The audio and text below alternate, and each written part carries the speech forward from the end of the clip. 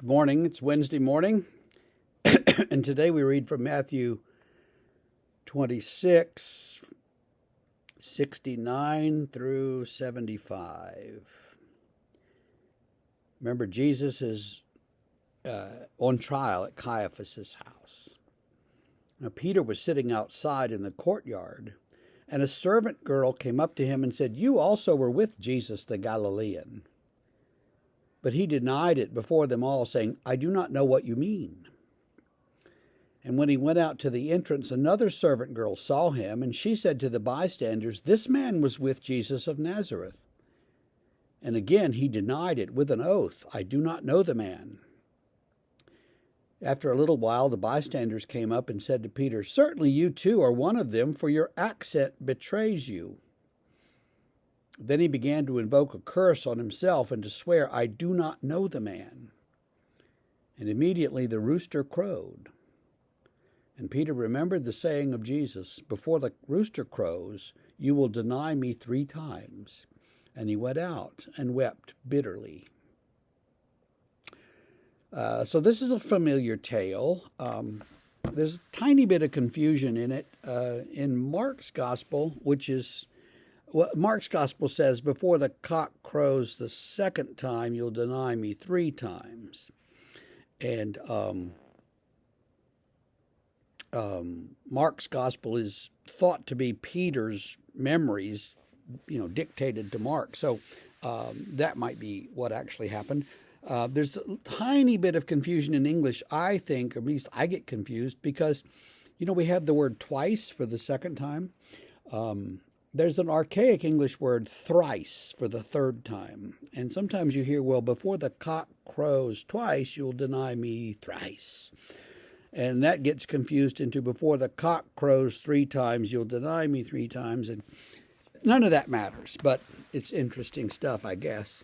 At any rate, here Peter is, and they keep coming up and saying, "Aren't you one of them? Aren't you one of his disciples? You were with him. We know you were.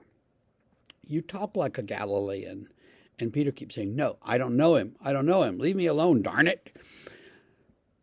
And then the cock crows, and he remembers what Jesus said, and he weeps bitterly, it says. He realizes what he has done. Now, there's some movie, and I forget which one, but I've seen some movie where they're leading Jesus out, and he's going along this portico, and the cock crows the way they do at 4 a.m. And as it crows, as it makes that noise, Jesus turns and looks over at Peter. And Peter catches his eye and realizes, "Oh, I just denied you. I denied knowing you. I'm not nearly the faithful disciple that I swore that I was. I will die with you." Can't even admit to this servant girl that I know you or that I've seen you before. So he's bitterly disappointed in himself, and goes off and weeps. That happens to us. We get in these situations where it wouldn't be that difficult to say, "Yes, Jesus Christ is my Lord," and instead we're like, "No, I don't believe in that stuff." And then we later think, "Oh, I should have stood up. I should have said it. I should have admitted it." But we don't. And when we don't do that, we're kind of like Peter, denying he knows Jesus, denying Jesus.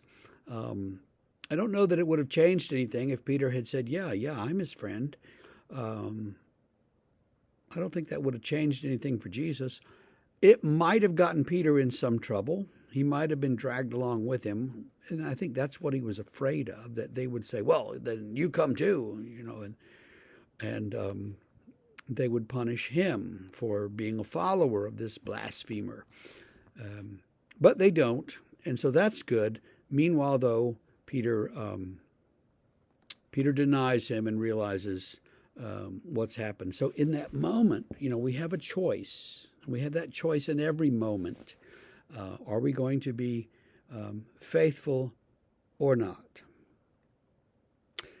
Now, sometimes we think of being faithful as, well, you got to make this sort of proclamation of your faith. And, that's not what it's really about. It's just about standing up and saying, yes, I believe, or not.